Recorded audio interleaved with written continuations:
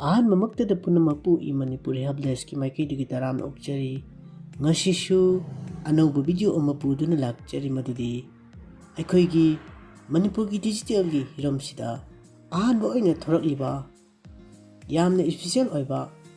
technology amagi maramdani aikoina English natraga Hindi da chat tauba AI singdi yamna ukre samna harbada ChatGPT Gemini DeepSeek atai miyam laikreko adubu aikoigi Meiteilon understand tauba ngamba aikoigi lifestyle ka connect oiba AI assistant ama lairabadi kyam fagani ngasigi video sina aina nakoida haiba problem sibu solve tauba ngamba AI ama introduce tauge mamingdi LAIRIK AI kawe adudi aikoi masigi website tu da laasi aduga hariba link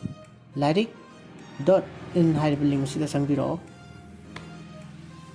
sanga matungda koi samaina tholani ko aduga masigi moigi site si yan hanba oina sanga ko ergadi koina hana haiba site gi oiba account ama sema mathok tayaba adudi koi si login thabaji changbiro aduga sumaina koigi account ama create tawbiro ko dongi sumaina gmail sinnaga account do create tawbi ai natraga direct sida email natraga password isa sana dum semga tawjai ko adudi ai hana semga banena ai gi si continue to with gmail tawrage asagi do login tawgraba matungda aduga hana semjiba account oiragadi ko hana semjiba account oiragadi isagi gmail account dum changani aduga isagi phone number ama jangniba aduga hana already semgi boragadi direct haziki gmail account no khalama matungda direct mana login page test mana login gi taw matungda sigi dashboard che LAIRIK AI gi dashboard che tholani ko sumai lani hariba link ci description da natraga comment da pin tawga hapamge mayamna changaga dum siznaba ahuba yare ko dum aikoi hojik login tawraba matungda sida laire ko laire aduga masi akoi kaida changani harganti sigi Manipuri chat natraga ask anything English to orgadi si son site ta changa jare ko English ki oiba pota aduga Manipur-gi oiba Manipuri chat tawge hargadi sigi Manipuri chat che changbiro changa matungda smile laire ko smile tholani ko chat che masi Manipur-gi ahanba intelligent AI assistant ni ko masi especially aikoigi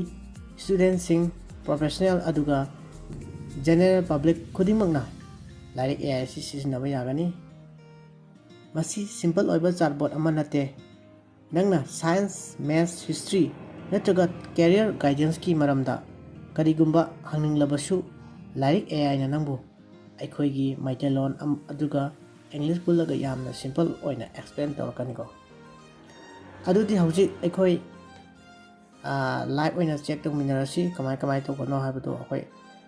program bisalaga direct live oina yengasi ko akoi sida ama sigi message thabaje laage aduga sigi any akoi gi educational oiba topic haidare ko ai ama sida type tokselage ko class 10 gi auto synthesis concept adu Meiteilon da explain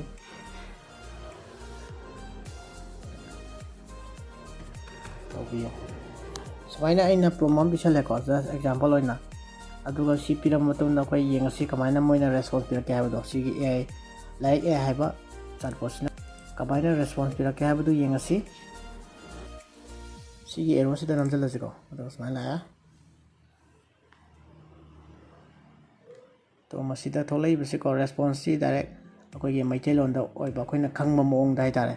direct Meiteilon da ni ko response rese masi kamaina yengasi ko kama photosynthesis ki concept asi ko smaila ko class 10 science ki life processes chapter da yamna maru eba topic abani smain thole ko mate loi thole my details ꯀꯩꯀꯥ ꯐꯖꯅ ꯇꯥꯛꯂꯒ ꯊꯣꯛꯂꯛꯑꯦ ꯀꯣ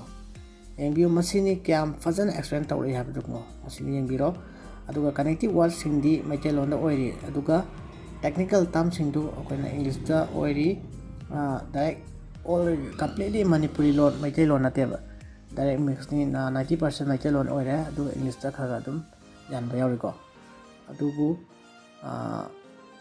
ꯄꯨꯂꯞ ꯑꯣꯏꯅ ꯌꯦꯡꯉꯒꯗꯤ ꯃꯁꯤ ꯌꯥꯝꯅ ꯍꯥꯏꯗꯤ ꯌꯥꯝꯅ ꯀꯥꯟꯅꯕ ꯍꯥꯏꯕꯗꯨ ꯑꯣꯏꯔꯦ ꯑꯩꯈꯣꯏꯅ ꯑꯗꯨꯝ ꯗꯥꯏꯔꯦꯛ ꯃꯩꯇꯩꯂꯣꯟꯗ ꯏꯪꯂꯤꯁ ꯈꯤꯇꯪ ꯄ꯭ꯔꯣꯕ꯭ꯂꯦꯝ ꯂꯩꯕ ꯍꯥꯏꯗꯤ ꯈꯪꯕ ꯋꯥꯠꯄ ꯑꯣꯏꯔꯒꯁꯨ ꯃꯩꯇꯩꯂꯣꯟꯗ ꯗꯥꯏꯔꯦꯛ ꯊꯣꯛꯂꯛꯑꯕꯅꯤ나 ꯑꯩꯈꯣꯏꯅ ꯌꯥꯝꯅ ꯂꯥꯏꯅ ꯑꯟꯗꯔꯁꯇꯦꯟ ꯇꯧꯕ ꯉꯝꯃꯦꯕ ꯃꯁꯤꯅ ꯃꯔꯝ ꯑꯣꯏꯗꯨꯅ ꯁ꯭ꯇꯨꯗꯦꯟꯠꯁꯤꯡꯅ ꯀꯟꯁꯦꯞꯁꯤꯡꯕꯨ ꯍꯦꯟꯅ ꯂꯥꯏꯊꯣꯛꯅ ꯑꯟꯗꯔꯁꯇꯦꯟ ꯇꯧꯕ ꯉꯝꯃꯤ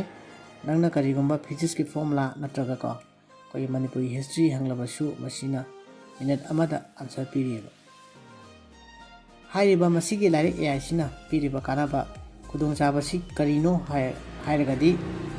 ꯑꯩꯈꯣꯏꯅ ꯏꯁꯥꯒꯤ ꯂꯣꯀꯦꯜ ꯂꯦꯡꯒ꯭ꯋꯦꯖ ꯑꯣꯏꯔꯤꯕ ꯃꯩꯇꯩꯂꯣꯟꯗ ꯋꯥꯍꯪ ꯍꯪꯕ ꯌꯥꯏꯀꯣ ꯑꯗꯨꯒ ꯔꯦꯁꯄꯣꯟꯁ ꯑꯩꯈꯣꯏꯅ ꯂꯥꯏꯅ ꯈꯪꯕ ꯃꯩꯇꯩꯂꯣꯟꯗ ꯔꯦꯁꯄꯣꯟꯁ ꯄꯤꯔꯛꯀꯅꯤ ꯑꯗꯨꯒ ꯃꯁꯤ 24/7 ꯑꯦꯕꯥꯏꯂꯤꯕꯤꯂꯤꯇꯤ ꯑꯣꯏꯅꯤꯀꯣ ꯑꯗꯨꯝ ꯑꯩꯈꯣꯏꯅ ꯑꯦꯅꯤ ꯇꯥꯏꯝ ꯑꯩꯈꯣꯏꯅ ꯀꯣꯏꯁꯟ ꯍꯪꯕ ꯃꯇꯝꯗ ꯑꯗꯨꯝ ꯊꯣꯛꯂꯛꯀꯅꯦꯕ ꯀꯔꯤꯒꯨꯝꯕ ꯑꯩꯈꯣꯏꯅ ꯑꯣꯖꯥ ꯇ꯭ꯌꯨꯁꯟ ꯇꯤꯆꯔ ꯀꯣ ꯑꯣꯖꯥ ꯅꯠꯇ꯭ꯔꯒ ꯑꯦꯛꯁꯄꯔꯠꯁꯤꯡꯅ ꯐꯪꯕ ꯃꯇꯝꯗꯗꯤ ꯑꯩꯈꯣꯏꯅ ꯑꯣꯖꯥꯗꯗꯤ ꯉꯥꯏꯍꯥꯛꯇꯪ ꯄꯨꯡ 2 ꯀꯣ 2-3 ꯃꯉꯥꯏꯔꯦ ꯑꯗꯨꯕꯨ ꯂꯥꯏꯔꯤꯛ AIꯅ ꯅꯪꯕꯨ 24/7 ꯀꯣ ꯑꯗꯨꯝ ꯍꯦꯜꯞ ꯇꯧꯕ ꯉꯝꯅꯦꯕ ꯑꯦꯅꯤ ꯇꯥꯏꯝꯗ ꯑꯗꯨꯅ ꯃꯅꯤꯄꯨꯔꯕꯨ ꯗꯤꯖꯤꯇꯦꯜ ꯑꯣꯏꯅ ꯑꯦꯝꯄꯥꯋꯔ ꯇꯧꯕ ꯍꯥꯏꯕꯁꯤ ꯑꯩꯈꯣꯏ ꯃꯅꯤꯄꯨꯔ ꯍꯦꯜꯞꯗꯦꯁꯀꯤꯗꯤ ꯃꯤꯁꯟ ꯑꯃꯅꯤꯀꯣ ꯅꯪꯅ ꯁ꯭ꯇꯨꯗꯦꯟꯠ ꯑꯃ ꯑꯣꯏꯔꯕꯁꯨ ꯅꯠꯇ꯭ꯔꯒ ꯀꯔꯤꯒꯨꯝꯕ ꯈꯪꯅꯤꯡꯕ ꯃꯤ ꯑꯃ ꯑꯣꯏꯔꯕꯁꯨ ꯑꯃꯨꯛꯇꯪ ꯆꯪꯗꯨꯅ ꯆꯦꯛ ꯇꯧꯕꯤꯌꯨ ꯃꯁꯤꯅ ꯁꯣꯏꯗꯅ ꯑꯗꯨꯝ ꯀꯥꯟꯅꯕ ꯑꯃꯗꯤ ꯁꯣꯏꯗꯅ ꯐꯪꯒꯅꯤ ꯍꯥꯏꯕ ꯑꯩꯒꯤ ꯊꯥꯖꯕ ꯂꯩ ꯑꯗꯨꯅ ꯑꯃꯨꯛꯇꯪ ꯆꯪꯉꯒ ꯍꯥꯏꯔꯤꯕ ꯂꯤꯡꯛꯁꯤ LAIRIK.AI.in ꯍꯥꯏꯕ ꯂꯤꯡꯛꯁꯤꯗ ꯆꯪꯕꯤꯔꯒꯀꯣ ꯍꯥꯏꯔꯤꯕ ꯂꯤꯡꯛꯗꯨꯁꯨ ꯑꯩ ꯗꯦꯁꯀ꯭ꯔꯤꯞꯁꯟꯗ ꯍꯥꯞꯆꯔꯝꯒꯦ ꯑꯗꯨꯒ ꯀꯃꯦꯟꯗꯁꯨ ꯑꯩ ꯄꯤꯟ ꯇꯧꯔꯒ ꯑꯗꯨꯝ ꯊꯝꯖꯔꯝꯒꯦ ꯂꯤꯡꯛꯇꯨꯗ ꯆꯪꯕꯤꯔꯒ ꯑꯗꯨꯝ ꯏꯁꯥꯒꯤ ꯑꯣꯏꯕ ꯑꯦꯀꯥꯎꯟ ꯑꯃ ꯁꯦꯝꯕꯤꯔꯒꯀꯣ ꯑꯗꯨꯝ ꯁꯤꯖꯤꯟꯅꯕ ꯌꯥꯔꯅꯤꯀꯣ ꯑꯗꯨꯗꯤ ꯉꯁꯤꯒꯤꯗꯤ ꯚꯤꯗꯤꯑꯣ ꯃꯇꯥꯡ ꯁ꯭ꯋꯥꯏꯗ ꯇꯦꯟꯁꯤꯟꯖꯔꯒꯦ ꯃꯊꯪ ꯚꯤꯗꯤꯑꯣ ꯑꯣꯏꯅ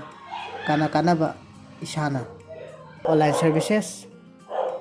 ꯑꯃꯗꯤ ꯑꯅꯧꯕ ꯇꯦꯛꯅꯣꯂꯣꯖꯤꯒꯤ ꯑꯣꯏꯕ ꯏꯟꯐꯣꯔꯃꯦꯁꯟ ꯃꯌꯥꯝꯒꯤ ꯚꯤꯗꯤꯑꯣ ꯃꯊꯪ ꯁꯦꯝꯖꯔꯛꯀꯦ ꯑꯗꯨꯅ ꯚꯤꯗꯤꯑꯣ ꯑꯁꯤ ꯅꯨꯡꯉꯥꯏꯕꯤꯔꯒꯗꯤ ꯂꯥꯏꯛ ꯀꯃꯦꯟ ꯁꯤꯌꯔ ꯑꯃꯗꯤ ꯆꯦꯅꯦꯜ ꯑꯁꯤꯗ ꯅꯧꯅ ꯆꯪꯂꯛꯄ ꯑꯣꯏꯔꯒꯗꯤ ꯁꯕꯁꯀ꯭ꯔꯥꯏꯕ ꯇꯧꯁꯟꯕꯤꯔꯝꯃꯨ ꯑꯗꯨꯒ ꯑꯗꯣꯝꯒꯤ ꯁꯄꯣꯔꯠꯅ ꯑꯩ ꯚꯤꯗꯤꯑꯣ ꯃꯊꯪ ꯁꯦꯝꯕ ꯉꯝꯕ ꯑꯣꯏꯖꯒꯗꯧꯔꯤꯕꯅꯤ ꯑꯗꯨꯅ ꯁꯄꯣꯔꯠ ꯇꯧꯕ ꯂꯦꯞꯄꯤꯒꯅꯨ ꯍꯥꯏꯖꯔꯤ ꯃꯌꯥꯝ ꯄꯨꯝꯅꯃꯛꯄꯨ ꯊꯥꯒꯠꯆꯔꯤ ꯃꯊꯪꯒꯤ ꯚꯤꯗꯤꯑꯣꯗ ꯑꯃꯨꯛ ꯊꯦꯡꯅꯔꯁꯤ